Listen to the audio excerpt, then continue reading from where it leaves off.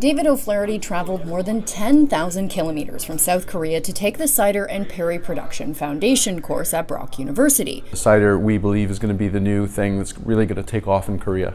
So came to learn the basics, the foundations. While the cider industry is booming here in Canada with more than 100 producers, in South Korea there are only a handful. The 46-year-old, originally from Ottawa, has lived in South Korea for 17 years and received funding from the Seoul Global Startup Center to travel here for the 5-day intensive course offered by Brock School Climate Enology and Viticulture Institute. He says these lectures, lab work, cider making, and tastings will help him craft his own ciders back in South Korea this fall.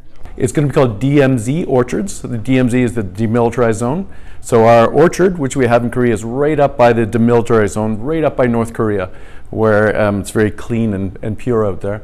And in Koreans' minds anyway, when they think of the DMZ, they think of pure natural water, unspoiled beauty. He has about 10 acres of apple orchards and says there are only about 4 or 5 commercially available apple types in Korea. But Korea also has a lot of wild fruit and a lot of interesting things which we can add to it. Even if you're just using the Fuji apples, we also have Siberian and Manchurian crab apples and quince and a whole lot of things that we can add to it, to add things like tannin. So I think we can make a pretty interesting flavor profile with the apples that we have at hand in Korea. To date, more than 100 students have earned the foundation certificate in cider and Perry production through Covey, and advanced level courses were launched earlier this year.